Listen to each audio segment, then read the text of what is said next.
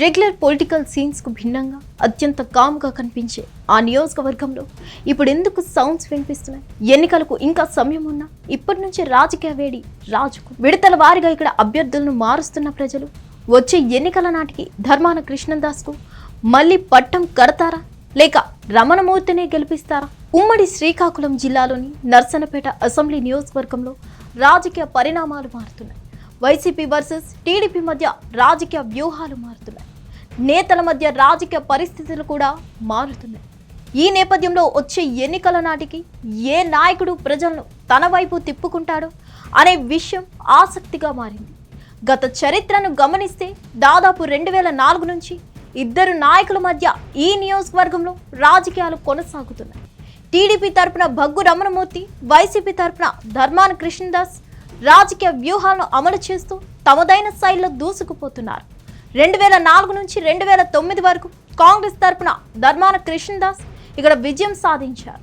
తర్వాత వైఎస్ మరణానంతరం జగన్ వైసీపీని పెట్టడంతో కాంగ్రెస్ కు రాజీనామా చేసి ధర్మాన కృష్ణదాస్ ఆయన వెంట నడిచారు. ఈ క్రమంలో 2012లో ఉప ఎన్నికలు జరగడంతో కృష్ణదాస్ వైసీపీ తరపున విజయం సాధించారు. ఇక ఆ తర్వాత 2014లో మాత్రం ఆయన పరాజయం పాలయ్యారు. ఆ ఎన్నికల్లో భగ్గు రమణమూర్తి విజయం దక్కించుకున్నాడు. 2019 ఎన్నికల నాటికి మరోసారి నియోజకవర్గంలో రాజకీయాలు కృష్ణదాస్ కు అనుకూలంగా మారాయి. దీంతో ఆయన గెలుపు గుర్రం ఎక్కారు.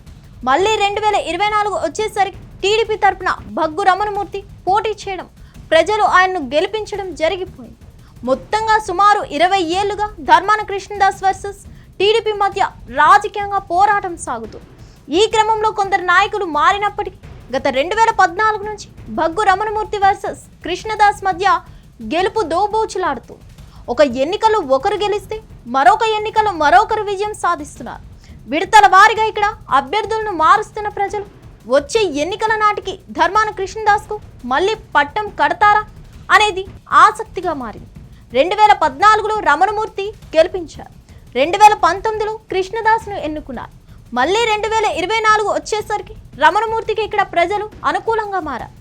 ఈ క్రమంలో 2029లో తమ విజయం ఖాయమని కృష్ణదాస్ వర్గం చెప్తుంది.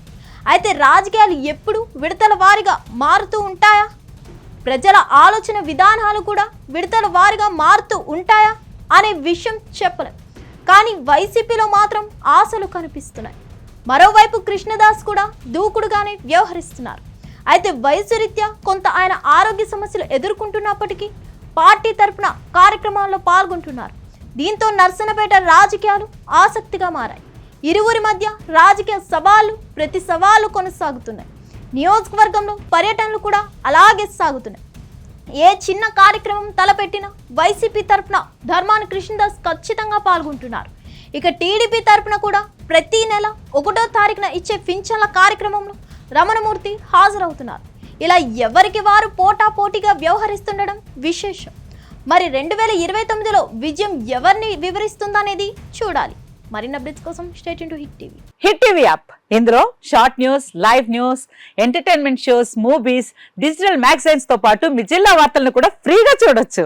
ఇంకెందుకు ఆలస్యం, వెంటనే హిట్ టీవీ యాప్ ని డౌన్లోడ్ చేసుకుని ఫ్రీగా ఎంటర్టైన్మెంట్ పొందండి. Hit TV app. Hit TV app. Please download hit TV app. Hit TV app ని ఫ్రీగా డౌన్లోడ్ చేసుకొని ఎంజాయ్ చేయండి. మీకు నచ్చిన ఎంటర్టైన్మెంట్ కోసం హిట్ టీవీ యాప్ ని ఫ్రీగా డౌన్లోడ్ చేసుకొని ఎంజాయ్ చేయండి. హిట్ టీవీ యాప్ ని డౌన్లోడ్ చేసుకుని ఆస్వాదించండి, ఆశీర్వదించండి. ఇంతమంది సెలబ్రిటీలు హిట్ టీవీ యాప్ ని డౌన్లోడ్ చేసుకోండి అని చెప్తున్నారంటే ఎంత మంచి యాప్ ఆలోచించండి.